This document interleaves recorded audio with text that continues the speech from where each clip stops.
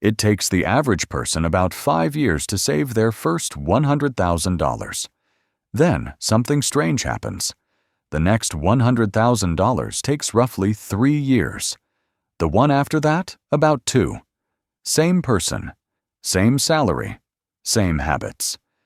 But the speed doubles, then triples. If that's how the math actually works, if the hardest part is only the beginning, then why do nearly 8 out of 10 Americans never reach that first milestone at all?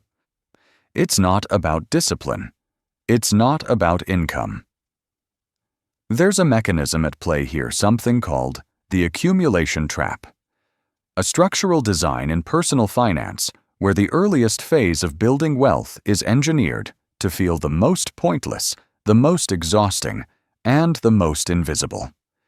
Most people don't fail at saving money. They quit. And they quit at the exact point where the curve is about to break upward because nothing in the system ever told them the curve existed in the first place. Here's how to picture this. You're pushing a boulder up a hill. From $0 to $100,000, that boulder barely moves. You're grinding, sweating, showing up every single month, and the thing just sits there like it's mocking you. Meanwhile, you look around and see other people gliding past, seemingly without effort. But here's the thing, their boulder isn't lighter than yours. The only difference is they've already cleared the top of the hill. Once they did, the boulder started rolling on its own. That's not a motivational metaphor. That's arithmetic. At $10,000 in savings, assuming an average annual return of around 7%, your money generates about $700 a year. Divide that by 12 months and you get roughly $58. $58 a month. The human brain doesn't register $58 a month as progress. It registers it as noise, as nothing, as background static that doesn't change how any single day feels. The result is a strange psychological experience. You're doing the right thing, and it feels like nothing is happening. At $50,000, that number climbs to about $3,500 a year, around $291 a month. Still not life-changing, but it starts to have shape. You can almost feel it. Almost. The problem is getting from $10,000 to $50,000 takes most people somewhere between 2 and 4 years.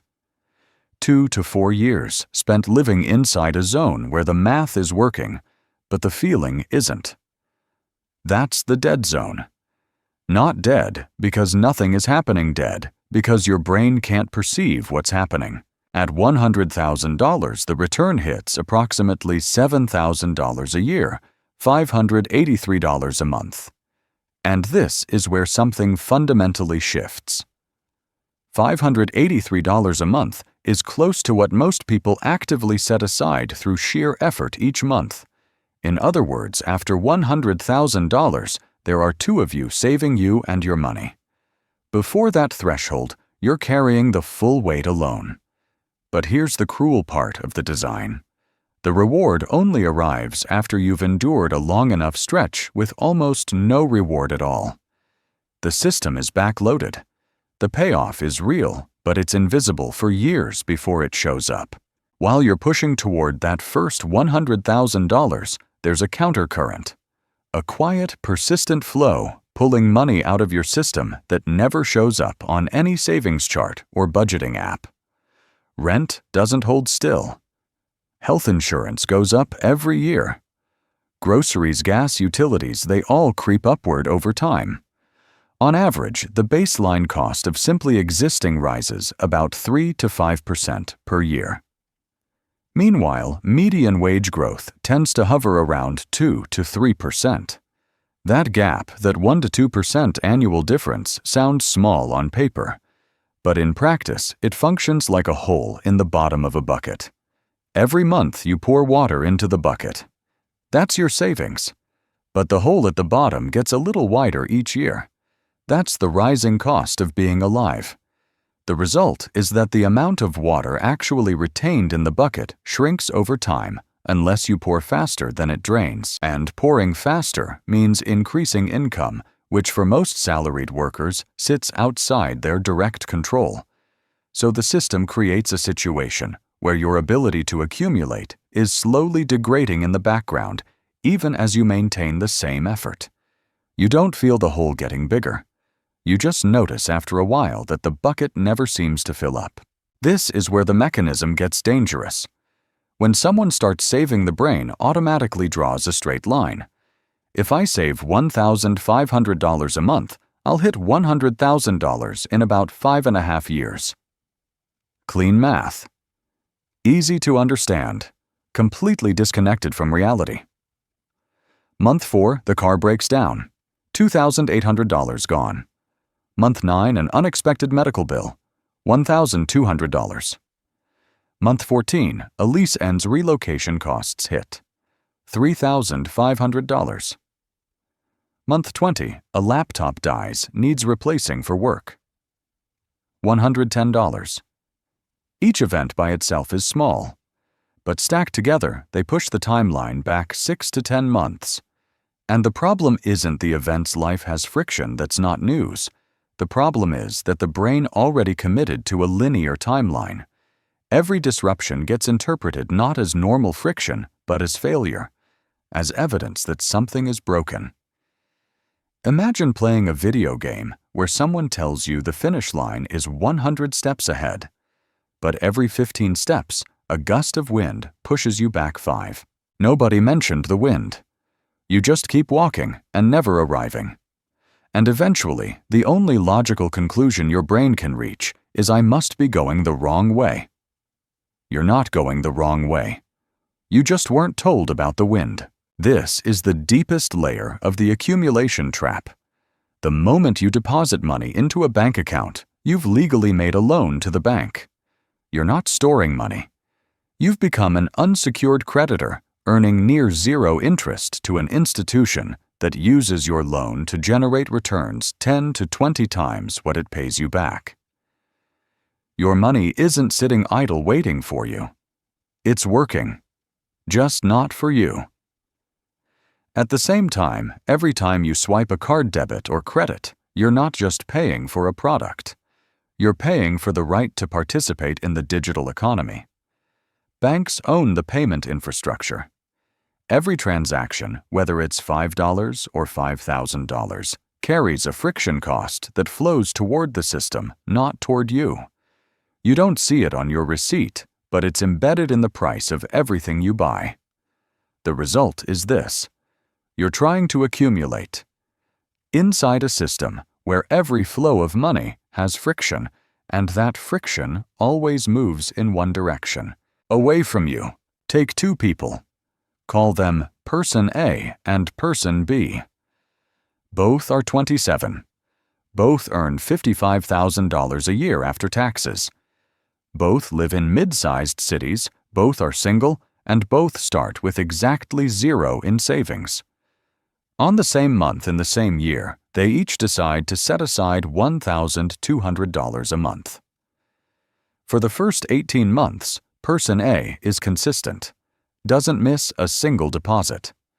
Then, month 19 hits car trouble, $2,400 gone. Month 26, a move to a new apartment, $3,000 in deposits and moving costs. Month 31, an out-of-pocket medical expense, $1,800. After 36 months, 3 full years, Person A has roughly $35,000. Not the $43,200 that clean math promised. Not even close. Person A looks at that number and does what most people do, measures it against the straight line. 3 years of effort and the balance doesn't even cover half the goal. At this rate, reaching $100,000 would take close to 9 years. The internal narrative begins to shift. Maybe this approach doesn't work for someone at my income level. Slowly, almost imperceptibly, the spending starts to creep. A dinner here, a purchase there, small rewards for trying so hard for so long with nothing to show for it. By year 5, Person A is hovering between $40,000 and $45,000 not because of reckless spending, but because the gap between expectation and reality quietly killed the momentum. Now Person B, same salary, same starting point, same plan. And this is important, the same setbacks, the car, the move, the medical bill. Dollar for dollar identical friction. After 3 years, Person B also has about $35,000. On the surface, there is no difference between these two people at the 3-year mark. None. Same number. Same exhaustion. Same feeling of running on a treadmill that goes nowhere. But Person B doesn't stop. Not because Person B has more discipline, not because Person B feels motivated, but because Person B understands one thing. Person A doesn't. The $0 to $100,000 stretch doesn't move in a straight line. It moves along an exponential curve, and the first half of that curve is nearly flat. Year 4, Person B crosses $55,000. The money now generates roughly $320 a month on its own. Not much, but enough to see movement that isn't coming from a paycheck. Year 5, $72,000. The monthly return is approaching $420. The boulder is still heavy, but it's shifting. Midway through Year 6, Person B passes $100,000. From that point forward, the math changes structurally. The money is now producing $580 to $600 a month, nearly half of what Person B was contributing through effort alone. There are two forces pushing the boulder now, and the hill is starting to slope downward. Meanwhile, Person A, same income, same ability, same starting conditions, is sitting at $45,000 and has quietly stopped believing the $100,000 mark is realistic. Not willpower, not financial literacy, not some secret strategy or better investment vehicle. The only difference is this Person A measured the journey with a linear ruler. Person B understood the shape of the curve. When you measure with a straight line, every month that falls short is a failure. Every unexpected expense is a setback. Every year that passes without hitting the target is proof that the method is broken. When you understand the curve, 3 years of slow progress isn't failure. It's the flat part before the bend. It doesn't feel good, but it makes sense. And that distinction between this feels pointless and this feels pointless, and something must be wrong, is where most people's financial trajectory is decided. Flip the math for a moment. Someone with $200,000 invested at 7% annual return earns roughly $14,000 a year passively, about $1,166 a month without lifting a finger. That $1,660 is almost identical to the $1,200 that Person A and Person B had to grind for every single month. In other words, past $200,000, money works as hard as you do. Past $300,000, it works harder. But at $20,000 or $30,000, money barely moves, and you carry the entire load yourself. That's why the early phase is so exhausting. Not because of any personal failing, but because you're doing the heaviest lifting of the entire journey with no help, not even from your own money. And here's the part that makes this a trap rather than just a challenge. The system never tells you this. No one draws the curve. No one says the first 3 to 5 years will look like failure, and that's structurally normal. Instead, what gets handed down is linear advice. Save 20% of your income, cut the daily coffee stick to a budget. All technically accurate. All fundamentally wrong about what to expect. Here's what most people believe when they stall out somewhere between $20,000 and $50,000 in savings: I'm not disciplined enough. Or I spend too much. Or the most common one, I just don't make enough money. All of those explanations point inward. They frame the problem as a personal deficiency, a character flaw, a lack of willpower, a gap in self-control. But what if the problem was never about the person? What if the actual issue is that nearly everyone is handed a linear map for an exponential journey and then blamed for not arriving on time? Think about it this way. If someone gave you a map of a flat road and you ended up on a mountain trail, you wouldn't conclude that your legs are broken. You'd conclude the map was wrong. But in personal finance, the map is rarely questioned. The legs always are. The blind spot isn't laziness. It isn't overspending. It isn't even income. The blind spot is shape.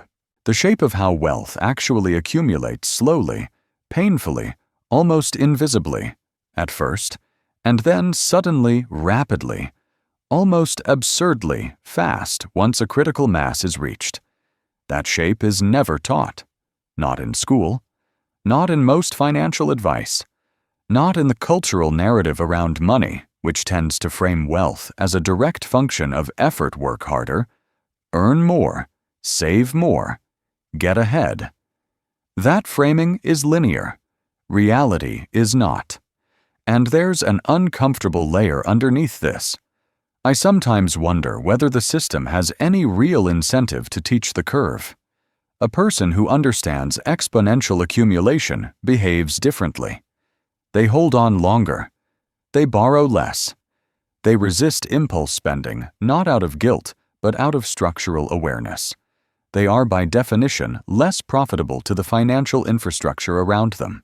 A person who quits at year 3 who concludes this doesn't work for me and returns to lifestyle consumption funded by credit, that person re-enters the system as an ideal participant. They carry balances. They pay interest. They finance depreciating purchases. They feed the machine. The accumulation trap isn't just a mathematical phenomenon. It functions as a filter. And what it filters for isn't talent or effort or intelligence.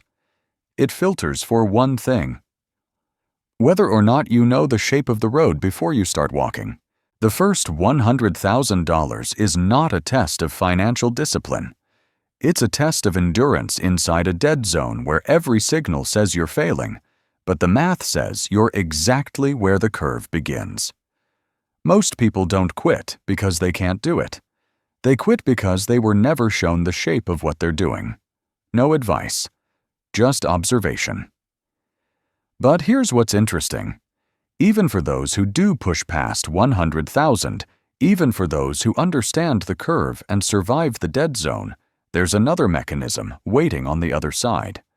One that explains why someone earning $150,000 a year can feel just as broke as they did at $40,000. The income changes.